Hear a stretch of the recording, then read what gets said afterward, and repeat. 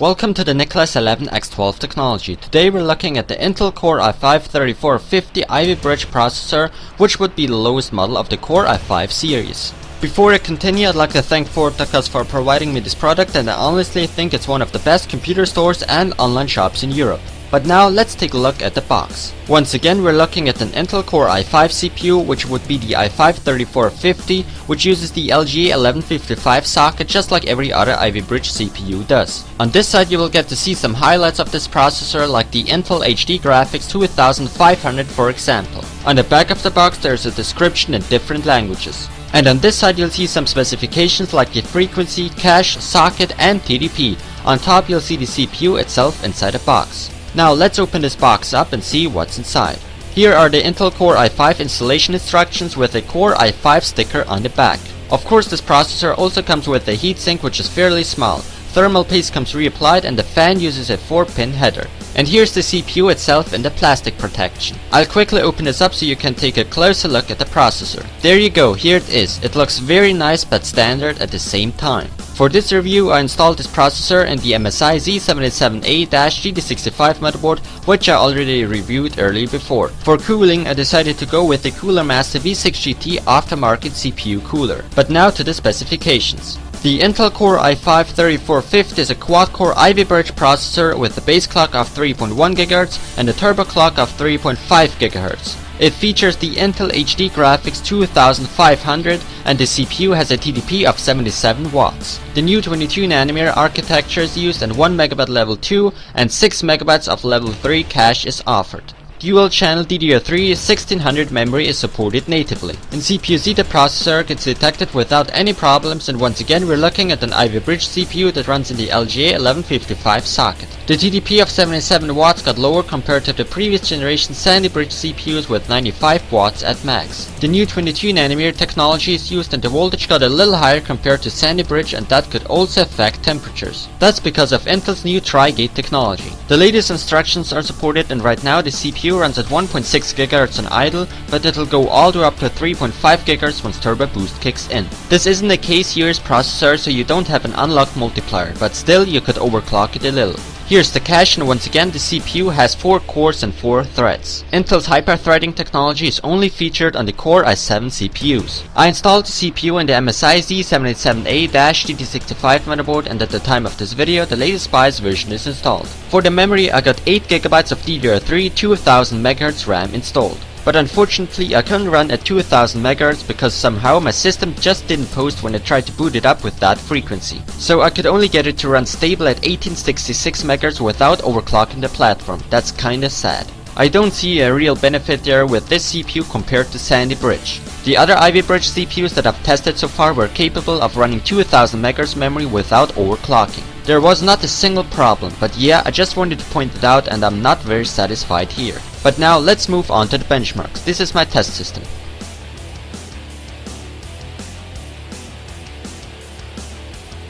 First, as always, is 3D Mark Vantage at the performance preset. As you can see, the CPU scored 19,458, which is pretty good for the price, and I can't complain. Really, actually, I don't have much to say. In 3D Mark 11 at the performance preset, my system scored P4162, which is pretty good. You will definitely play games on ultra settings, but of course you should keep in mind that I was testing this with the GTX 560 non-TI graphics card. Now in Cinebench release 11.5, the CPU scored 5.88 points, which is not bad actually. But I'd like to see just a little bit more, maybe 6.0 or so, but still for the price it's a pretty good score. So if you're thinking on getting the CPU for rendering, no problem, it will do the job just fine. But none of the Core i5 series CPUs can compete with the Core i7 processors in these type of tasks. In 8064 cache and memory benchmark I got some good results, but not mind-blowing ones over Sandy Bridge. The reason would be the memory, which is only running at 1866 MHz as you can see. Also Turbo Boost kicked in with 3.5 GHz.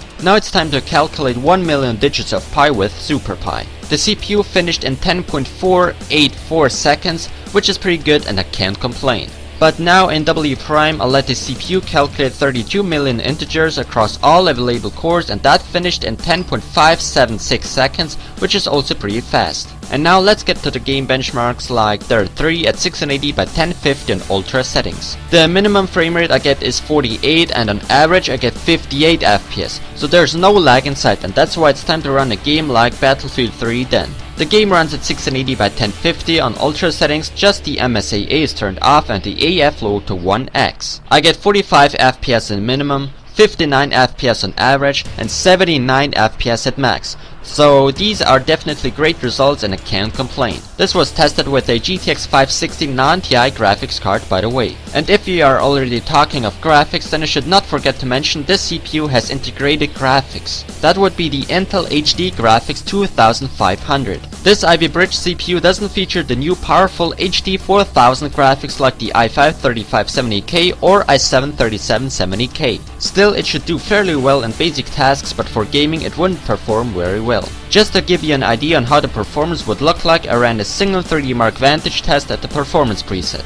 Here the GPU scored 1603, which isn't really a lot. But it's always nice to know that there's some kind of graphics integrated just in case your discrete GPU dies on you and you can't get a replacement that fast. At least you still can use your computer, and that's great. Just in case these numbers don't tell you anything, I ran Dirt 3 at 1280 by 800 on ultra low settings, and here I got 28 FPS on minimum and 40 FPS on average, which is pretty good. Unfortunately, the results look a lot worse in Battlefield 3 at 800 by 600 and everything else on low settings. Here I get 17 FPS in minimum, 24 FPS on average, and 36 FPS at max. So I don't think that's playable. But the iGPU wasn't meant for gaming anyways. And now to the temperatures. On idle I get 25 degrees Celsius, which are 77 degrees Fahrenheit. On low the temperature goes all the way up to 55 degrees Celsius, which are 131 degrees Fahrenheit. The ambient room temperature was at 21 degrees Celsius, which are 70 degrees Fahrenheit when I ran the tests. So these are some great temperature results, and I honestly really can't complain. Very low degrees, especially on load.